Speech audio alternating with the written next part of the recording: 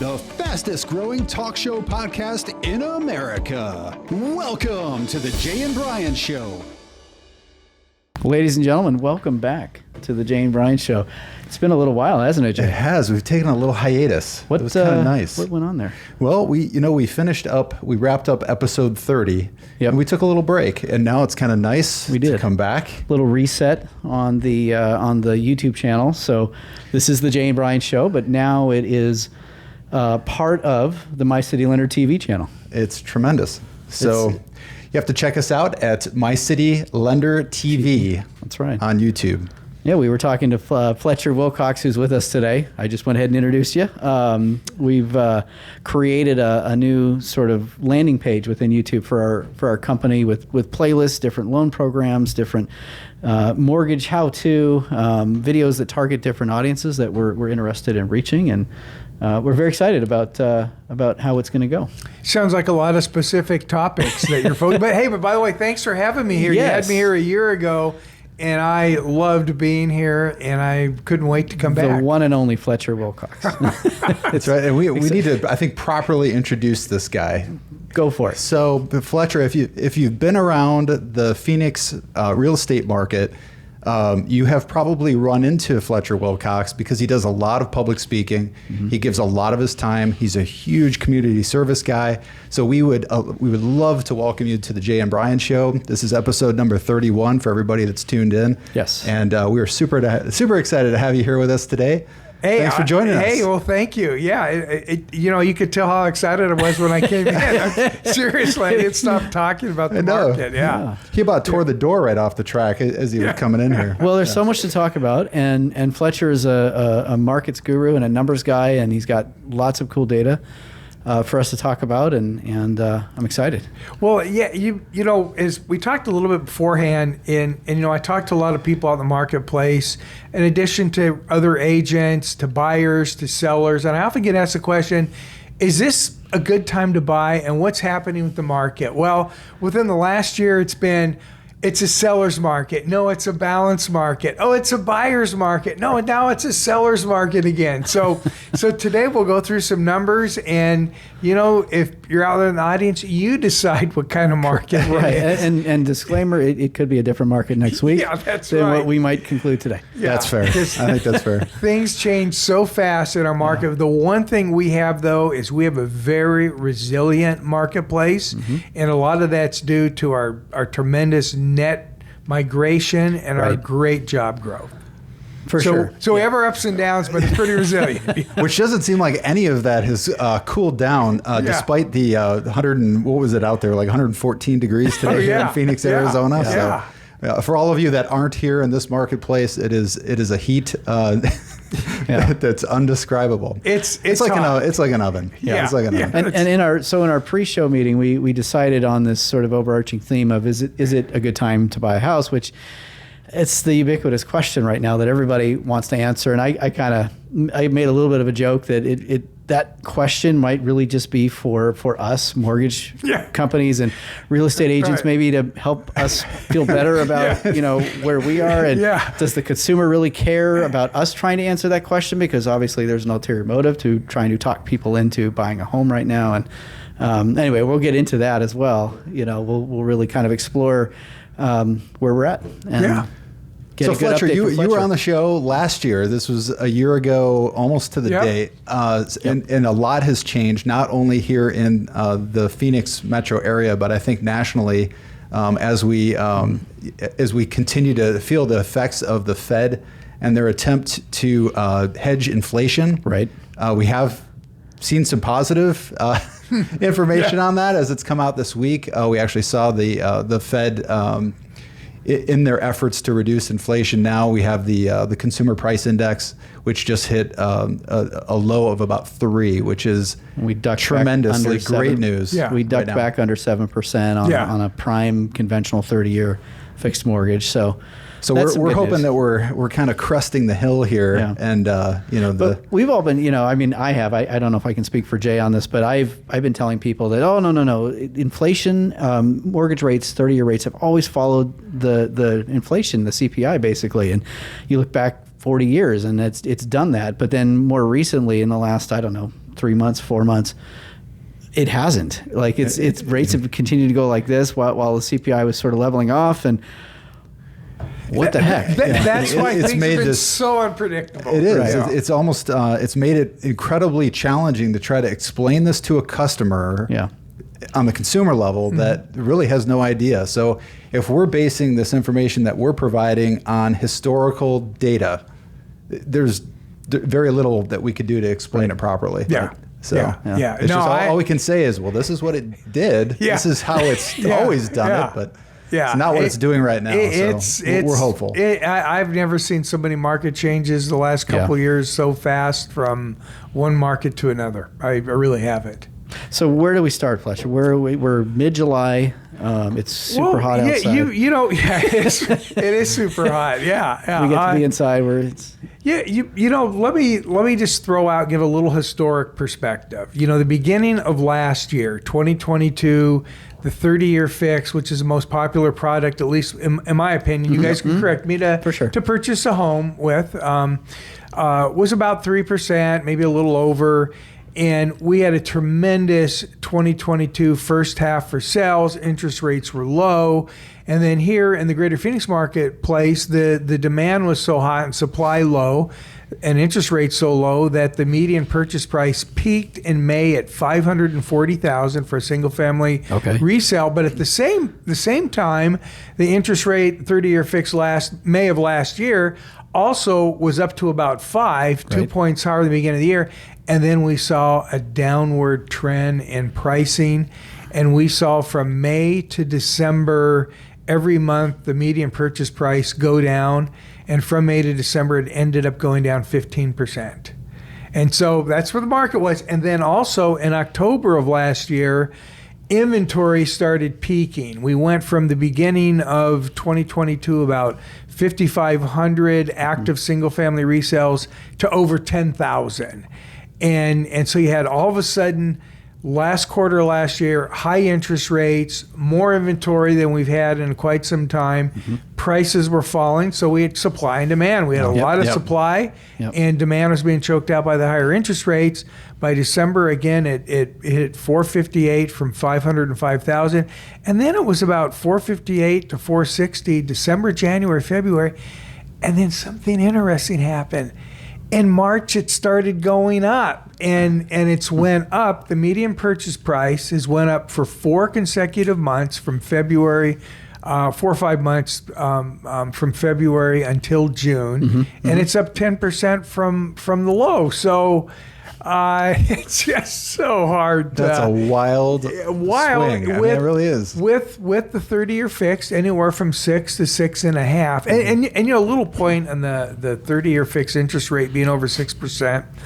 The last full year it was over 6%. For the whole year was about 2008.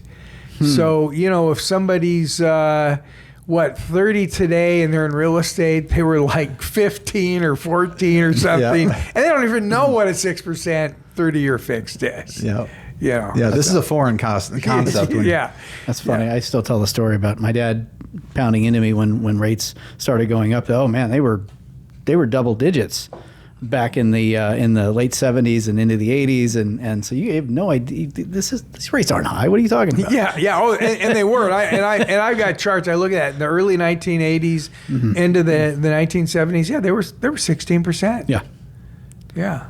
Nothing to complain. This is nothing. Now, was it more affordable back then, or did people just do a better job with their standard of living expectations back then? I mean, so in 1980, when it was 16%, was that a good time to buy? Well, if you held on your house and you lived there for quite some time, what? Boy, isn't that interesting? Right. Different perspective on that. My parents bought the house that we grew up in 1978. The original interest rate was about 12.5%, and it was a phenomenal 40-year run that they had in that house. And I mean, that's a unique situation, I guess, by today's standards. People don't live in homes that long, it seems, but it was a great call, and it was a huge interest rate. And so it ended up being a good time to buy for them, or over the duration, it was a good time to buy. Right. So Fletcher, if somebody were to ask you that question today, is this a good time to buy a house? How would you answer this? Because we get this question all the time. Yeah, no, and I do too. Yeah, whether it's a good time to buy for somebody, that to me, at least in my opinion, they have to look at their own circumstance. What's their job situation? Or how long do they plan on living there? Are they retired? Because time generally proves if you're in your home for a long time, you're going to come out okay. Mm-hmm. So I think, again, we got to look at job, circumstances, all those type of things. And so, I've got some data today, and we can go through it and decide. We've already talked a little bit about prices. Is it a good time to buy? Because look, prices fell, as I mentioned, from May last year to December, 15%. Mm-hmm. So if all of a sudden somebody closed in December of last year, it was a good time to buy because the medians went up 10% since then. But somebody else may have told them, no, don't buy because prices are going down. Well, all of a sudden they stopped going down. Yeah. They went flat and they went up. So, I think everybody's got to. It's an individual question. Yeah. But armed with good data and good information, knowledge is power. You can make that decision for yourself and your family and be in a good good spot. Yeah. Well, right now, what's interesting, and this is a little challenging, but the number of sellers the first half of this year in Greater Phoenix that listed put a home on the market first 6 months of the year, this year, the lowest since the year 2000. So, wow. So obviously that's going to affect the market a little bit, or a lot, let's say, because there's a lot less homes out there available. Sure. But on the other end, because inventory's been so tight, and I'm going to say demand's been pretty good, because especially the first part of the year out here in Greater Phoenix, we've got our winter visitors, we had the Super Bowl, so all of a sudden we had inventory tightening at the beginning of the year, and we had a lot of buyers come out here, and we're also a top state for net population gain. Yep. And things changed. So seems like they changed in a hurry. So people are moving here and probably wanting to stay here because they want to move here so greatly. So it kind of cracks me up when we see such a huge marketing push, from the real estate community as to this is the best time to sell your house. Well, what if most people don't want to sell because A, they don't want to leave Arizona, and B, that's like, where would I go? Yeah. Because of affordability, interest rates, whatever. Yeah. We're back to that. We're back to that. I guess I pulled it back. Sorry. Yeah. It's. Yeah, and again, everybody's decision is an individual market, but again, we've had a tremendously resilient marketplace. We really have. Mm-hmm. But nationally, I just mentioned the lowest number of listings for the first half of the year since the year 2000. I was reading Realtor.com, and they said no, it's since 1999. So we were 1 year, and I just saw that today. Yeah, you just rounded it up. That's okay. I rounded it up. Just another millennium. Yeah. It's not a big deal. Yeah. But again, we've had the net migration we've had here has just been incredible. Another so where are people coming from? That's probably maybe what our market really wants to know is where really are people coming from moving here to Arizona? Yeah, and you see I got all these papers spread out. We think we know. But I go to the Census Bureau a lot and look at their data, and the biggest counties for losing people in the United States are basically California, New York, Illinois, Pennsylvania, and Michigan. And so LA County lost more people year over year than any other county in the United States. And I would say we get most of our net migration. Well, the highest percent is from LA County. The number 2 county that for year over year population loss was Cook County, where Chicago's located. And I meet people all the time that have moved here from Cook County. Yeah, you guys do too, right? Yeah, I mean, one of you probably are from Cook County. I don't know. But I would say LA and Cook County, the 2 biggest counties for year over year loss, and we're a major destination. The next 3 are New York. We don't get we get a few New Yorkers, but most of them go down to the East Coast, Florida, and then Georgia and North Carolina had some pretty big population gains from heat. there. I don't think they can handle the heat. Maybe I don't know. They think we're crazy. They'll come and visit and be like, no, we can't do this. Well, New Yorkers think we're crazy. I think they're crazy. They think we're just sitting in dirt with cactus surrounding us or something. Never mind the beautiful mountains that are up north that you can easily get to. Or maybe I should say, well, no, I guess I should say that. Hey, that's what I thought it was out here before we moved. I thought it was a bunch of dirt and cactus. Where are we moving to? Don't they have dirt roads out there? No trees. No trees. You're right. I did meet a New Yorker, and they were quite impressed that they could see the skyline. That they could see the mountains. That's right. A mountain. I've never seen one before. But and then there's actually roads here. There's roads, and there are trees. Believe it or not, there's a lot of trees. A lot more. I think they brought them from California, but we do have trees here. So no, I'll tell you, people love it here, and I keep mentioning our great net population increase, but our job growth has been pretty tremendous too. We're not just a real estate economy any longer, but medical, electric cars, electric batteries, just warehouses. There's just been chips and semiconductors. So we're pretty. There's a lot of manufacturing here too. Yeah. So demand has as much to do with low supply as people's willingness to sell necessarily, right? Because there's so many people that inventory stays low, homes are selling quicker. And they are selling quicker. Actually, this year, every month, the days on market has been going down. Now, it's not like it was a year and a half ago when your home was on the market for 2 minutes. So going back to what you said just a few minutes earlier, when you mentioned that, so going into third and fourth quarter 2022, we saw prices decrease generally across the metro area, right? Yes. And so year to date, are we seeing these numbers increase again? Oh yeah. Okay. They're going up right now. They are now. So adding to the confusion of is this a buyer's market or a seller's market, which is I think what a lot of our listeners and viewers are really wanting to know is what is really going on out here. So I'm going to give you a little more nuance now. So prices started going up in March. They were up in March over February, then they went up in April, then they went up in May, then they went up in June. Now these are closings. I look at what closed in June. The median purchase price was $505,000, up from $458,000 in December. But I ran the data today, and it's dropped a little bit. So, is this dropped like May to June, or dropped? It's going to drop June to July a little bit. Overall closings, the purchase price is going to have dropped a little bit. So now we went from last year, the record of May, then we dropped December, it flat, it's been going up, and it's dropping a little bit. But what's really interesting, Jay and Brian, and we talked about this a little bit, is a number of years ago, I was studying the market, and I did a little presentation on it. And I saw for a number of years, prices would peak in June, and then the closing prices in July would go down. And I wrote it, and I said the July drop.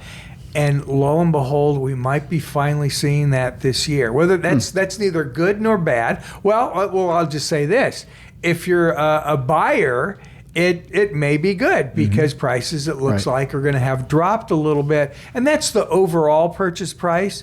And you both know, representing tons of buyers over the years, you really got to focus down to the subdivision and what are the trends there.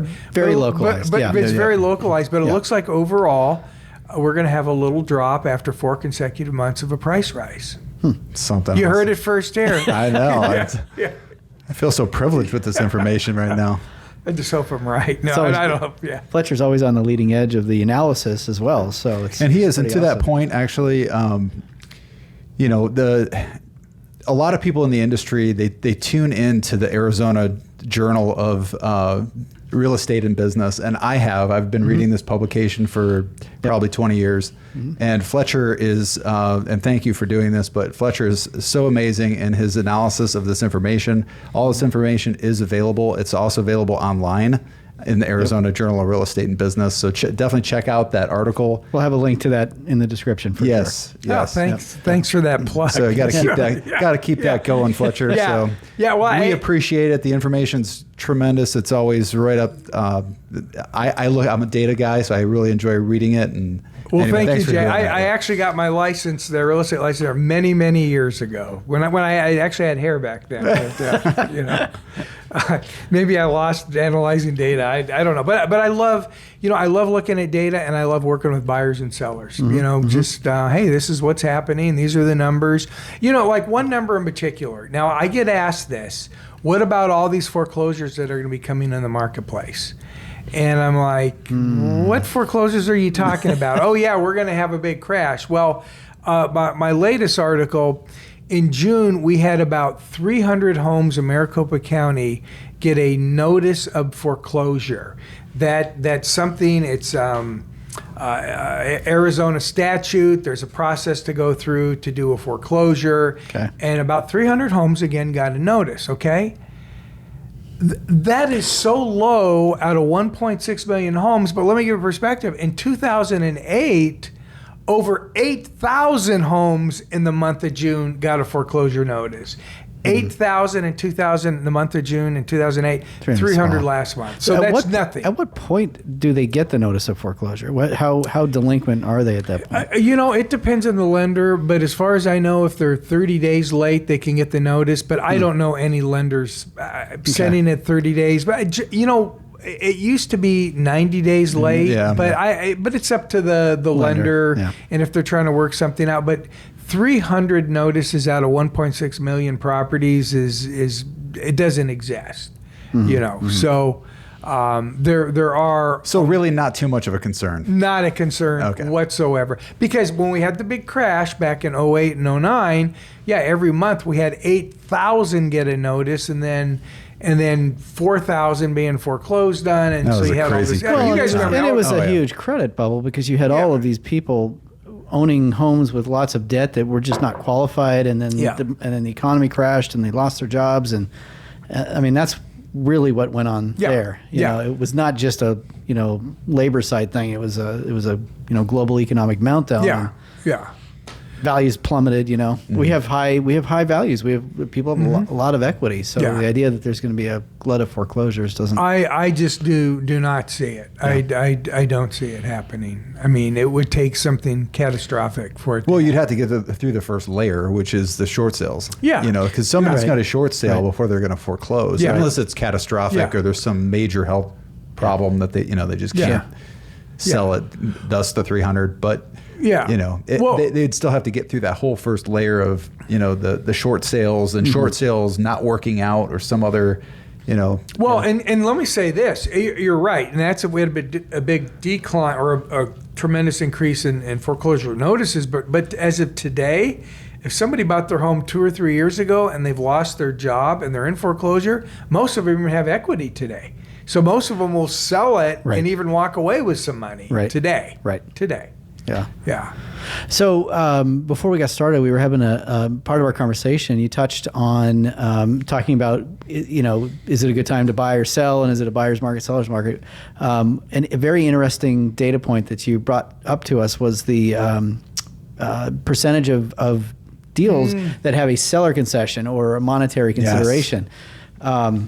I mean, that was really interesting. I'd love for you to talk some more about that. Yeah. So again, we kind of started, it's a seller's market, it's a balanced market, it's a buyer's market. No, it's a seller's market. Well, the number of closings that have a seller concession where the seller is putting some type of monetary credit towards the buyer, a year ago at this time was about 14% of all sales here in Greater Phoenix had a seller monetary credit or seller concession. This time last year. Okay. In last month, it wasn't 14% like last year. It was 41%. So that's 4 out of 10. That's 2 out of 5 had one. And in January, it was over 50%. It was over half. So that kind of tells you which way the market was going. Yeah. Sellers were having a tougher time selling, so they threw out an incentive to buyers. Hey, I'm going to give you... That's a surprising number this year to date. Now, and I didn't think to ask you this earlier, but could a component of that be the buy down programs? Because that's a seller. That's a it has to that's be. a seller funded. It would have to be. Concession. I would, and they've been pushed big, of course, by the lending industry. Yeah, I would say it was the 2-1 buy down, the 3-1 buy down was the big reason because of the higher interest rates. Yeah. A seller making a home. What are you guys seeing as for buy downs? We're still seeing them. Yeah. But it's different than what it was this time last year. That's why your numbers are surprising me. Yeah. Well, and it's kind of come back a little bit to a seller's market. So I would disagree with Jay a little bit. Recently, I haven't really gotten any inquiries on the buy down. That kind of tapered off maybe a couple of months ago. It seems more from that perspective a little more balanced, but. It has went down a little bit. It has, and again, to me, that's an indication of what kind of market we're into. Yeah, but 14 to 41% is still a dramatic. Yeah, that's a huge difference. So yeah. And a good indicator where we might surprising. be heading, I suppose. Well, and then I had the one stat there last month. How many had a I don't want to look for it too long. Had a seller concession over $5,000, and I think it was over 1,100 sales. Had one that high, and because I think if they're going to do even the 2-1 buy down, a lot of those are going to be they'll exceed 5,000. Mm-hmm. So that would make sense. Yeah, that they would. I know it's in front of me, but it's in somewhere. But and there were quite a few closings. It was either 500 or 600 that had one over 10,000. Yep. Where the seller gave over 10,000, and then there was some over 20,000, and there was a dozen over 50,000 where the seller contributed to. That's the luxury market we're talking about. Yeah, and that's the luxury market. Be, it is. So, all part of our overall real estate is the seller concession. Wow. So other concerns. Go ahead. Go ahead. So other concerns, one of the big concerns that came up, it was a really, really hot topic last July when we had you on the last show, was the water consumption or the water crisis that we're having supposedly in Arizona, which sounds good, makes me thirsty. Yeah. But can you give us an update on that? Yeah, let me give you a little update on that. So in the beginning of June, the governor of Arizona said that there's going to be in some of the areas such as Buckeye and Queen Creek, she's going to put a halt on new permits. Because back but let me go through this, okay? Because the national news, Arizona drying up, things like that. Yeah. We're far from that. Mm-hmm. So in 1980, we had the Groundwater Management Act, and that said it was basically covered Maricopa County, Pinal, Pima, and Yavapai. And it said any home builder that was going to build 6 homes or more, which is the definition of a subdivision here, had to prove 100-year water supply. Well, and where do we get our water? We get it from underground. We get it from the Central Arizona Project. We get it from the Salt River project. So back some of the places in Buckeye and Queen Creek are more heavily reliant on underground water, and the state did a study, and they figured out they didn't have a 100-year supply. A builder couldn't get a 100-year supply. They're down 3 to 5%. So a builder's going to have to look at somehow to augment and get more water in some of those areas in Buckeye, some of those areas in Queen Creek. But in the meantime, from what I understand and read, we have over 80,000 permits, homes that can be built because there's a 100-year water supply. And actually, this is just good water management. They looked at, hey, we're falling a little short, 3 to 5%, and some of the outskirts of the greater Phoenix area, and you're gonna have to work on a water supply. Something else, and again, I'm not a water expert, but from what I understand, a lot of the cities have stored water and aquifers underground. And from what I've heard, City of Phoenix has like a 10-year underground water supply. So 10-year, if all of a sudden the total spigot got shut off, 10 years is not a long time. Right. But we do have water coming in. The water bank. Yeah, the water bank. Now, so last year when I was here, actually, I take it back. It was 2 years ago, but we talked, not that I was here, but 2 years ago, we had the Tier 1 water cuts. And what that was Lake Mead, when it went below 1,075 feet, it kicked in some water cuts, and it primarily affected Pinell farmers. And we went under that 1,075 feet, and not too long, last year at this time, we were all the way down to 1,042 feet, and it kicked in some more water cuts, I think, with some Indian tribes. But we had a lot of rain this winter. And a lot of snow melt. A lot of snow melt, yeah. So look, we went through a 20-year drought. We got a lot to make up. But Lake Mead went from about 1,075 2 years ago to 1,042 feet last year. Now we're at 1,058. So we've actually gained about 16 feet in height and water. So hey, listen, I'd rather be back up to 1058 than to go down to 1,030 or under. So You're under. under. Yeah. And the state is looking at other things, because we had all this rain, and a lot of it goes, all down into the salt, the Gila, and it goes down to Yuma to the ocean. Is they're looking at maybe making the dam at Bartlett Lake higher to be able to store more water. So they're looking at storing more water, things like that.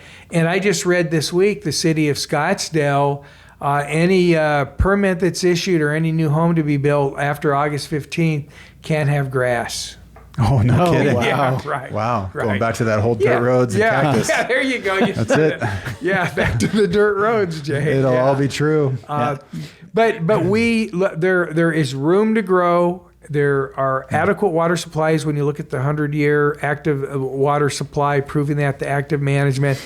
But there's not a 100-year supply everywhere. Right. Jay and Brian, we can't drive 2 hours northwest and just think we can build a home here. Is there adequate water? And the answer is maybe not. So maybe we can't build there. But there's a lot of room to build in a lot of the cities. And, just recently I was out at Roosevelt Lake, Roosevelt Dam. That was just a wonder that was completed about 1903. Federal government financed it. Farmers had to pay it off. But it's just a tremendous source of water, and it feeds 10 cities. Phoenix, Chandler, Scottsdale, Mesa, Peoria, Glendale, I think Avondale. Some of them, and it's a good water supply. It's incredible. Yeah. So where are we seeing growth potential around the valley? So we started to talk about that earlier, but we didn't really I think get into it. Infill's been big for a number of years. We've seen that, and I do think with a few challenges on the 100-year water supply and some of the very outlying areas in Queen Creek and Buckeye, it's going to push more infill, more rehab. And again, Buckeye is one of the fastest. Let me say, Buckeye and Queen Creek are two of the fastest growing cities in the country. So there's room for growth there, but they're going to be. Queen Creek was Queen Creek on the list? Was that top 15? The year before, both Buckeye and Queen Creek were in the top 15 of fastest growing cities population percentage wise. So there's still room to grow in areas out there. It just got to be just got to prove you got a 100-year water supply. Yeah. And again, they're going to figure ways out to get water. Wow. And you said, so the city of Phoenix, with their just the complete reconstruction of lots of parts of uptown and downtown Phoenix, I think they've done a great job of just kind of reconstructing these areas and redeveloping different parts and rezoning and all kinds of things. Oh, they have. Yeah. They're attracting such an amazing crowd down in parts of these parts of the city of Phoenix now.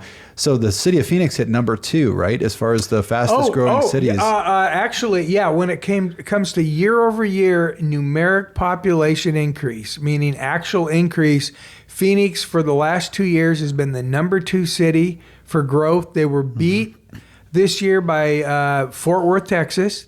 The year before, they were beat by San Antonio, Texas. But the previous, if I remember right, 3 years, they were number one. So in the last 5 years, they've either been number one or number two for year over year net population increase. That's something else. So this is the city of Phoenix. This is City of Phoenix proper. No, City of Phoenix okay. proper.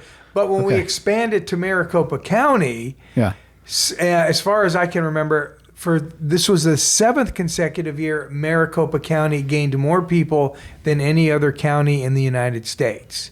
Now, I've had a few people say, well, Maricopa is such a big county. They've got like 26 cities. And of course they're going to gain. Then I point out, and I brought it up earlier, LA County lost people, and they've got 10 million. Right. And Cook County has 1 million more people than Maricopa County. They got over 5 million. They lost people. So just because you're a big county... Well, so you have to look to the reasons for the migration, right? Like, why do people want to move here? Why do people want to leave? Taxes and things like that. Yeah. I guess taxes overtakes water, maybe, dirt roads. It's like rock, paper, scissors. Right. I don't know. Taxes, dirt roads, taxes, water. Yeah. I'm not sure. Yeah. So taking the conversation from whether folks out there, homeowners should be, is it a time to sell your home? Is it a time to buy a home? To like our industries, so mortgage and real estate, with inventory seems to be the thing that's stuck, right? I mean, affordability, yes, but inventory is still low despite affordability being crushed right now. Yeah. So, is this a new normal in terms of inventory for at least our area here for Phoenix? That's a really good question. The tight inventory is again national.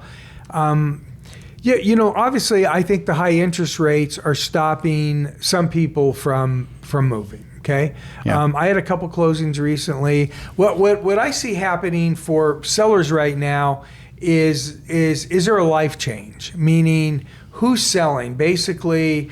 Are you scaling down because of retirement? You don't need the big home. Was there a divorce? Did a spouse pass away in the house?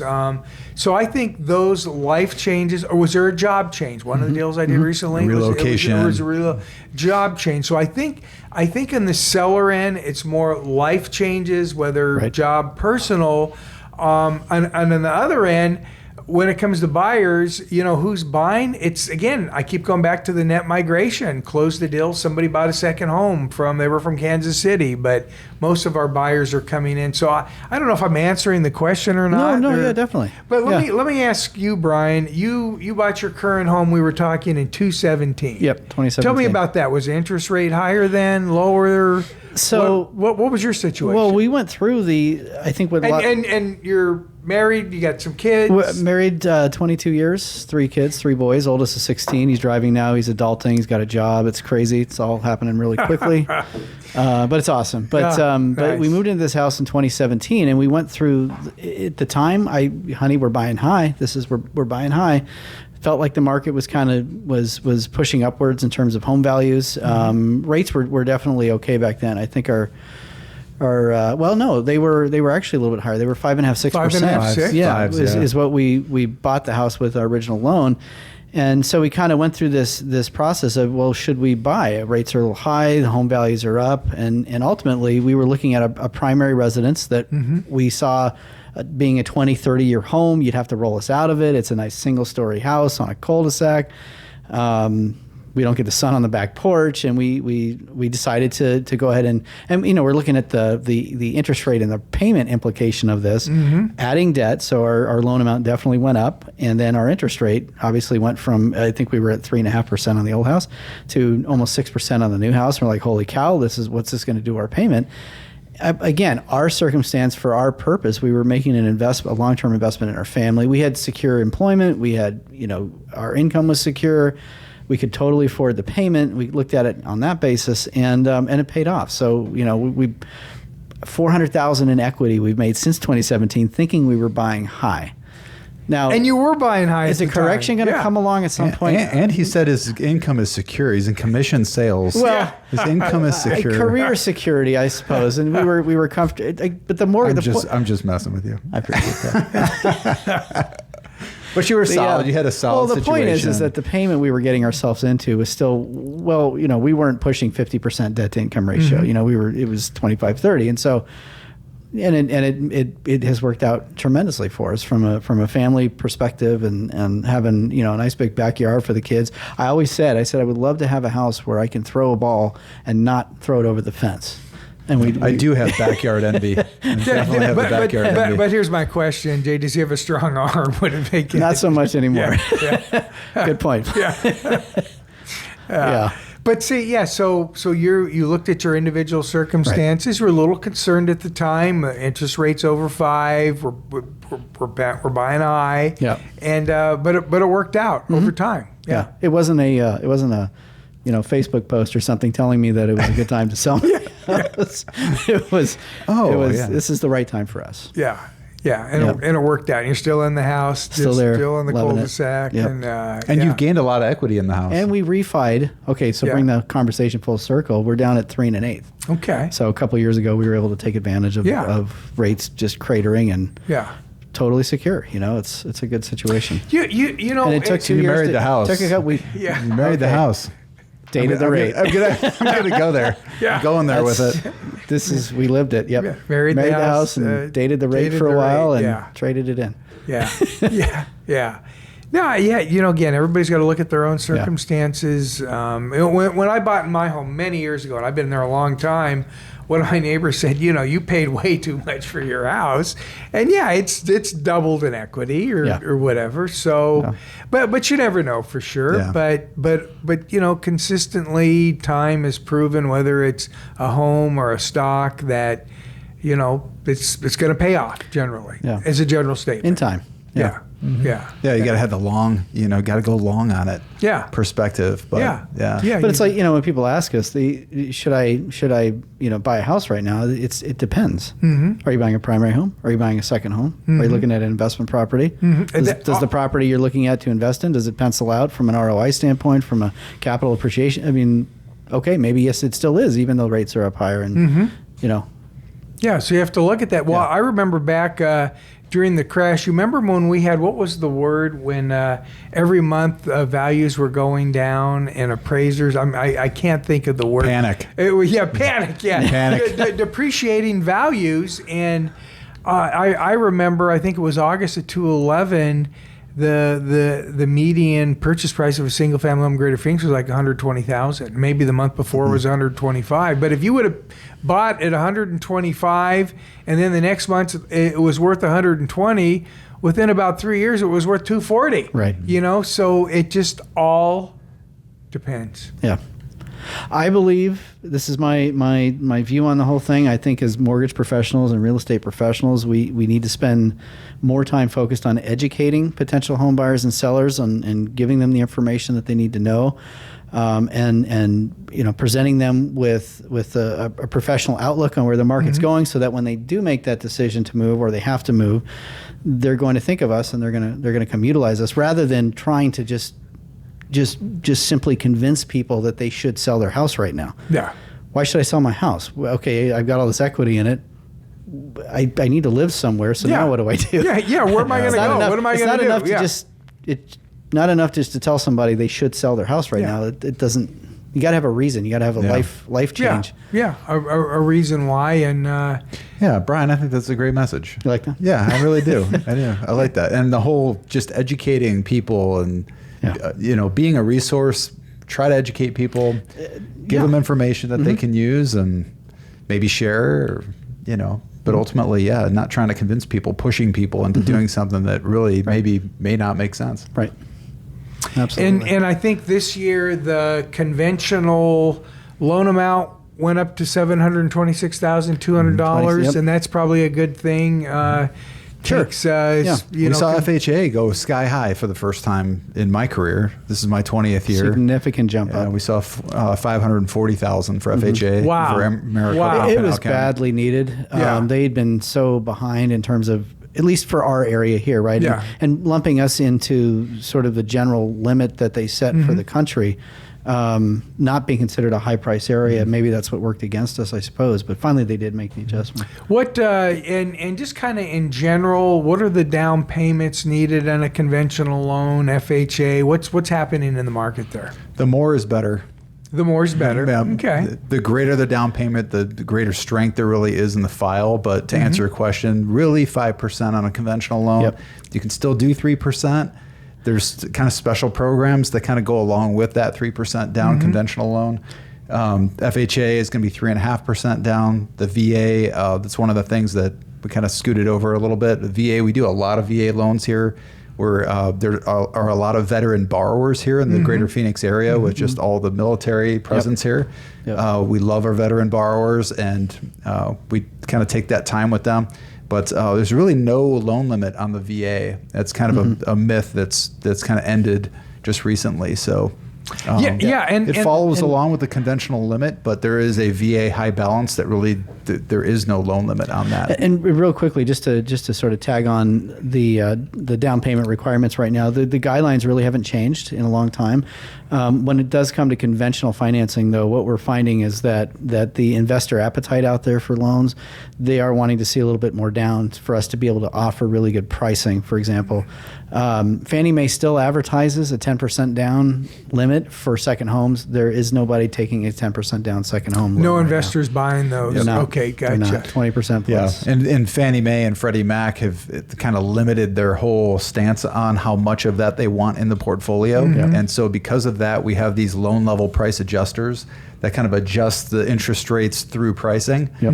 And so there's no escaping it, and there's no escaping it for us either. And they've hiked up the second home to pretty much be on the same level from a rate standpoint as investment properties are now. Good things to know. You know what really surprised me is I was just going through some closings in the Scottsdale area, and I saw one of the transactions. It was a $1,250,000 home, and it was purchased with a VA loan. Yeah. And that gets back to, That's it. There's that mentality that that it's a low, it's not a high loan instrument. But they're out there. We're right now selling a personal investment property out in the East Valley, and it's in the sevens, and it's got a VA borrower who's buying it. So Brian actually just did an excellent video on VA appraisals and the myth that the VA appraisal sticks with the property. Yes. It is a myth. Check out the video. It's great. It's like 3 minutes. It's on the MyCityLender Yeah, we can throw the TV link down in channel. there. Put the link, and if somebody, how does somebody find it? They go to MyCityLenderTV. Just go to YouTube and search, or you can probably just go to Google, because Google is YouTube, and Google likes to direct people to YouTube. So Yes. MyCityLender TV. I like All that. one word. So it's Yep. like your own TV channel now. It's like our media. Kinda. This is our media channel. that's right. And our podcast is actually hosted on the channel, and it lives we're as a also on- podcast within MyCityLender TV. So Yep. Very good. Yeah, I have subscribed to you guys. by the Awesome. way. appreciate that. Awesome. Yeah. Thanks, Fletcher. Well, any other interesting data that we can talk about? Let's get back to it. I started saying, is it a seller's market, Right. We didn't really a finish buyer's that. market? It's again. What's the answer, Fletcher? Yeah. Everybody's got to look at their own situation, as we talked, and how long are they going to be there? What's their job? Are they downsizing? It just all depends. Yep. But and if the personal circumstances are right, it's a good time to buy or sell. And if the personal circumstances are not, then it's not a good time to buy or sell. Is what it comes down to. It's good advice to follow. It depends. Which tells you nothing, right? That's It right. sounds like an attorney. It just all depends. And if you right? have to sell, look at it on the bright side. Maybe you have a good amount of equity that you're Yeah. going to be able to roll over and help mitigate the effect of a higher interest rate. And dare I say it again, I know. marry the house. No. date the rate. Oh, yeah. I don't know if I don't. Yeah. But It's not awful. It's not. Yeah. It's okay. yeah. Look. When I go back, corny, but it's corny. it's bad. Yeah. I just got done saying educate, don't convince people they should sell, and then I throw that out there. Yeah. Yeah. I'm trying to kind of think. rolled yourself under the bus on that one. Yeah. I'm trying to think anything else. I've mentioned a couple times a resilient market. I think people still want to move here. They still want to move here. I saw an article the other day by 2050. They're going to keep coming here, and they are, and we will work out the water situation. Again, there is room for growth. You just can't build everywhere. I think down the road, we're already exploring desalinization down with Mexico. It's a little too expensive right now, but water gets more expensive. It may make sense. And then with technology out these days, everything from you got some toilets have 2 buttons you can push now. That's right. And like I said, the city of Scottsdale is going to limit new homes after August 15th not having grass. And we should conserve water and try to conserve it, but that's important. We need to do that. But we do have water. We really do. Yeah. Yeah. I think this might be a good place to leave off. We're going to have you on again. We love spending time with you, Fletcher. Well, I love being here with you guys. It's so much fun. Data guru when it comes to all things housing and real estate. It's just always so a pleasure. Yeah, it's great to get the real information from the source. You're just a wealth of knowledge with this stuff, and we appreciate having you here with us. Well, thanks for having me here, and I'll have to check and see what mortgage rates are doing, and may use you guys in the future. All right, let's do it. All right. And if you've made it to the end of the video or the podcast, if you're listening on Spotify or iTunes, we really appreciate you. Big shout out to our fans and our listeners. Again, MyCityLenderTV is our new YouTube channel. Please consider subscribing if you found our conversation to be fun and engaging and interesting. Hit that like button. It really helps to get this information out to more people, and helps us achieve our goal of educating home buyers and sellers. And thanks again, Fletcher, for being with us today. Well, thank you, Brian and Jay, for having me. I love being here. All right. Thanks again, Fletcher.